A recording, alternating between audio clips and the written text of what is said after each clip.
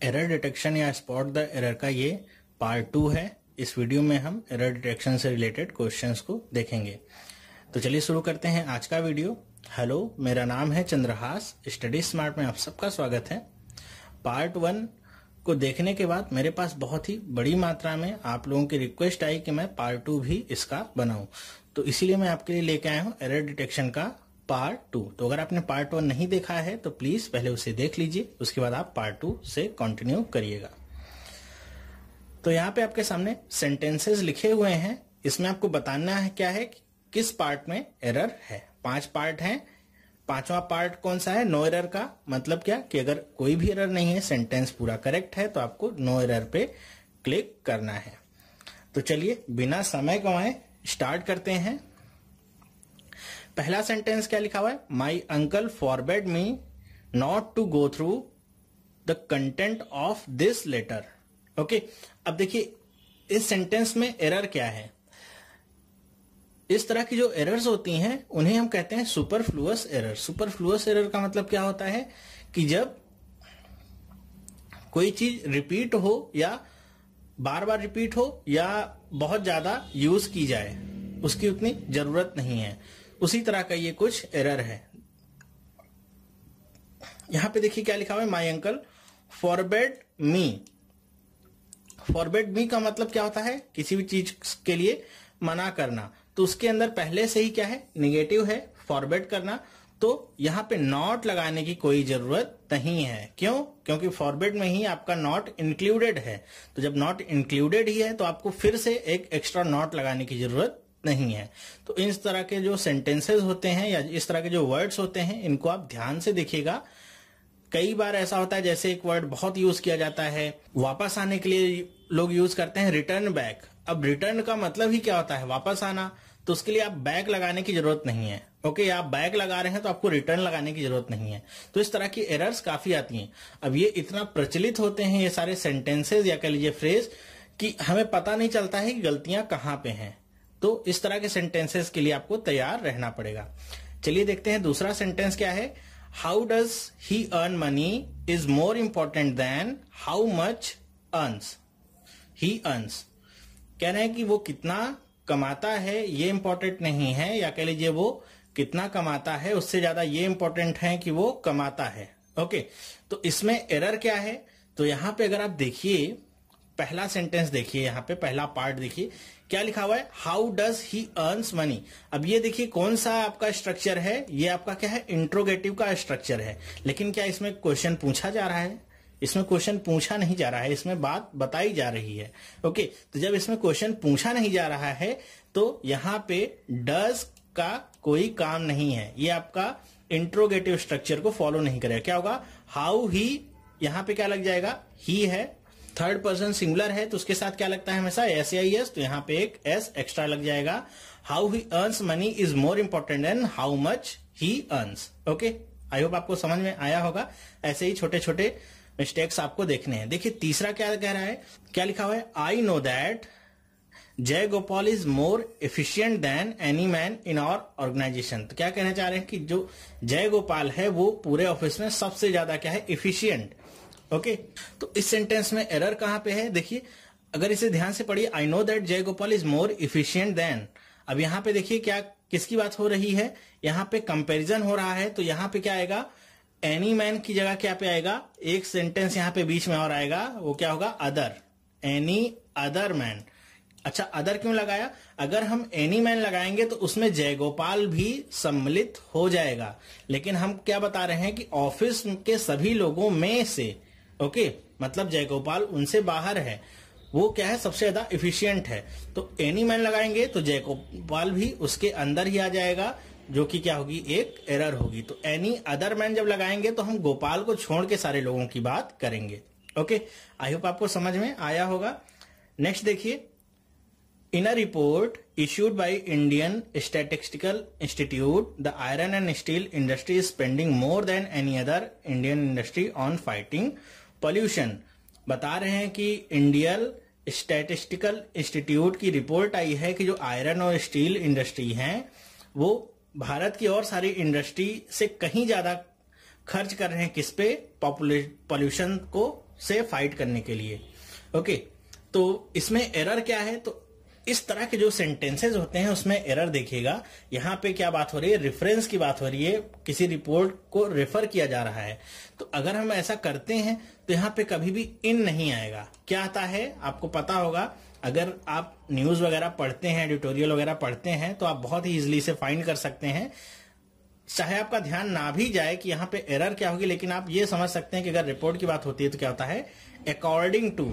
Okay, हमेशा उसको refer किया जाता है according to a report issued by Indian, और पूरा सेंटेंस आपका फिर करेक्ट हो जाता है। तो यहां पे इन की जगह पे क्या आएगा, अकॉर्डिंग टू। ओके, चलिए देखते हैं नेक्स्ट क्या लिखा हुआ है। Beside Mohan and Ram there were 5 more boys present in the class।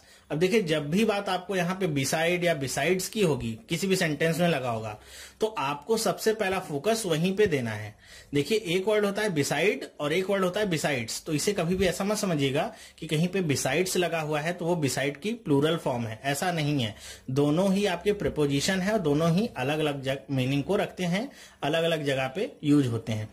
अब यहाँ पे जो बिसाइड लगा हुआ है, आपको बता दो इन्फॉर्मेशन के लिए कि जब इसमें एस नहीं होगा, मतलब बिसाइड लिखा होगा, तो उसका मतलब क्या होता है, उसका मतलब होता है नेक्स्ट टू, मतलब एकदम कोई चीज पास में हो। जैसे अगर मैं एग्जांपल के लिए आपसे कहूं कि come and sit beside me, कि आओ मेरे पास बैठो, तो पास के लिए लगाया जाता है बिसाइड। और बिसाइड्स का मतलब क्या होता है, बिसाइड्स मतलब होता है के अलावा। ओके, तो यहां पे क्या वर्ड यूज होना चाहिए था, बिसाइड्स, और यहां पे यूज क्या हुआ है, बिसाइड। तो ये इसमें गलती है पहले वाले सेंटेंस में। अब पढ़िए, besides Mohan and Ram there were 5 more boys present in the class, कि मोहन और राम के अलावा भी 5 और बच्चे क्लास में मौजूद थे। बिसाइड लगाएंगे तो उसका मतलब क्या होगा, पास, जो कि यहां पे एकदम सेंस नहीं बनाता है। चलिए देखते हैं नेक्स्ट सेंटेंस क्या है हमारा।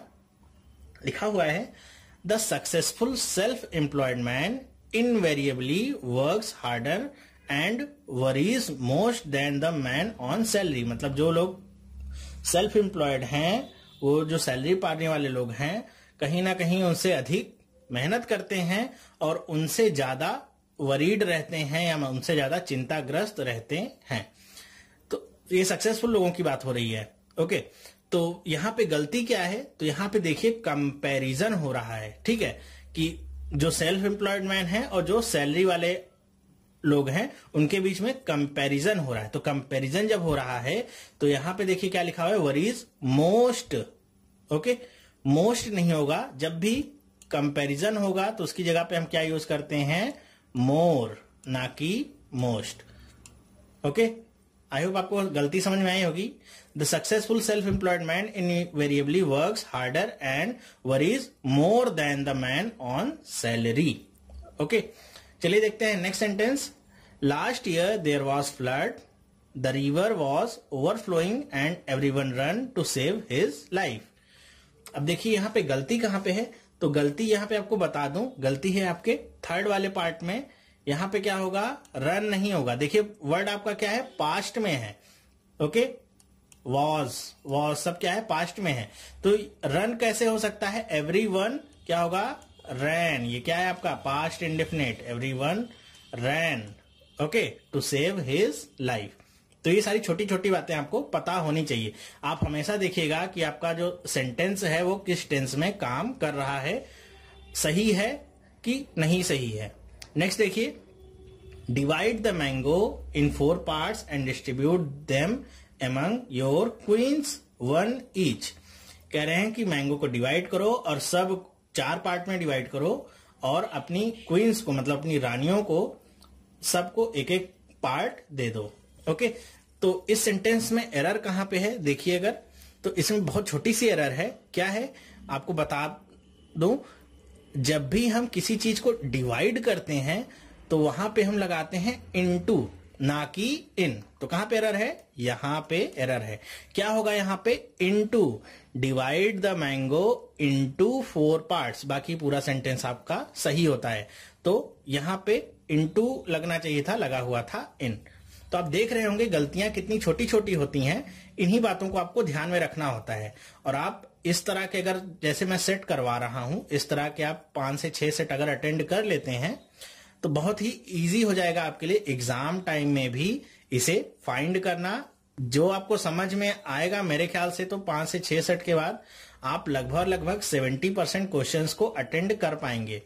और जो आपको नहीं समझ में आएगा कि इसमें गलती कहां पे है, तो आप क्या करेंगे, उस क्वेश्चन को स्किप करेंगे। ओके, चलिए देखते हैं नेक्स्ट सेंटेंस क्या लिखा हुआ है। One of the members express doubt if the minister was an atheist, कि जो मेंबर्स थे उन्होंने क्या किया, डाउट किया, मतलब शंका की कि जो मिनिस्टर हैं क्या वो नास्तिक हैं। एथिस्ट मतलब क्या, नास्तिक। ओके, नास्तिक थे, सॉरी। तो इसमें क्या है, जैसा पहले सेंटेंस में मैंने बताया था, इसमें भी क्या है आपका सुपरफ्लुअस एरर। अच्छा, क्यों सुपरफ्लुअस एरर है? जब यहां पे शब्द डाउट यूज हुआ है तो इफ को यूज करने का कोई मतलब नहीं है। डाउट का मतलब ही क्या होगा, वो इफ को अपने अंदर कंटेन रखेगा। ओके, तो इफ यूज करेंगे अगर तो ये क्या हो जाएगा, जरूरत से अधिक इस्तेमाल हो जाएगा। तो जरूरत से अधिक इस्तेमाल नहीं होने देना है, तो डाउट केवल होगा। देखिए, आपको यहां पे अगर किसी सेंटेंस में लग रहा हो कि इसमें कुछ गलती नहीं है या कहीं और पे गलती है तो मुझे कमेंट करके जरूर बताइएगा। इसमें कोई भी हेजिटेशन वाली बात नहीं है। मैं वीडियोस अपलोड करता हूं तो कहीं ना कहीं मुझसे भी गलतियां होती ही रहती हैं। मैं भी आपकी तरह इंसान ही हूं। जैसे मैंने आज वीडियो अपलोड की थी simple and compound test part 4 की, तो उसमें लास्ट वाले क्वेश्चन में 46.41 होना चाहिए था, लेकिन बाय मिस्टेक मैंने उसे 42.441 लिख दिया था। तो ऐसी गलतियां होती रहती हैं, मैं भी इंसान ही हूं। और आप मुझे अगर पॉइंट आउट करते हैं इस तरह की गलतियों के बारे में तो मुझे बहुत ही ज्यादा खुशी होती है। मैं उन लोगों में से नहीं हूं कि जिसे आप अपनी उनकी गलतियां बताएं तो आपसे नाराज हो या कुछ मनमुटाव हो, मुझे बल्कि और खुशी होगी अगर आप गलतियों को बताएंगे। तो आप बताते रहते हैं, इसलिए मुझे खुशी होती है और मैं उसे रियल टाइम में करेक्ट भी कर लेता हूं, बिल्कुल भी देर नहीं करता हूं। ऐसा क्यों? ताकि जो आगे आने वाले लोग हैं जो उसे देखेंगे उन्हें कम से कम सही इंफॉर्मेशन मिलती रहे। ओके, तो आपको अगर लगता है कहीं पे गलती है तो मुझे कमेंट करके जरूर बताएं। इसमें कोई भी बुरा मानने वाली बात नहीं है। मुझे बहुत ही खुशी होती है और जिन लोगों ने अभी तक ऐसा किया है उनका मैं इस वीडियो के माध्यम से बहुत बहुत धन्यवाद कहना चाहूंगा। चलिए देखते हैं नेक्स्ट सेंटेंस क्या है। Although I am living in Delhi for the last 3 years I have not seen पुराना किला। हाँ, एकदम सही बात है, मैंने भी पुराना किला नहीं देखा है अभी तक। काफी दिन से मैं भी रह रहा हूं। यहां पे देखिए बात क्या हो रही है, although I am living Delhi for the last 3 years। देखिए यहां पे क्या बात हो रही है, मैं दिल्ली में पिछले 3 साल से रह रहा हूं। तो जब भी रहा हूं, रही हूं, ये सब वर्ड आते हैं वो क्या होते हैं, आपके कॉन्टिन्यूअस होते हैं। लेकिन जब उनके साथ समय आ जाए तो क्या हो जाते हैं, परफेक्ट कॉन्टिन्यूअस हो जाते हैं। तो परफेक्ट कॉन्टिन्यूअस का क्या फॉर्म होता है, हैज बीन, हैव बीन लगता है। तो यहां पे गलती कहां पे है, यहां पे एम नहीं लगेगा, क्या लगेगा, although I have been living in Delhi for the last 3 years। Okay, tense की गलती है। आई होप आपको समझ में आया होगा। जब भी आपके पास समय दिया रहे तो आप एक बार जरूर चेक कर लीजिएगा कि वहां पे आपका परफेक्ट कॉन्टिन्यूअस टेंस तो नहीं बन रहा है। चलिए देखते हैं next. This matter must be considered for every points of view and 5वां क्या है, नो एरर। कह रहे हैं कि ये जो मैटर दिया गया है इसे हर एक पॉइंट ऑफ व्यू से कंसीडर करना चाहिए। तो इसमें गलती क्या है, इसमें बहुत छोटी सी गलती है। जब भी आपका वर्ड एवरी इस्तेमाल होता है तो एवरी अपने आप में क्या होता है, सिंगुलर होता है।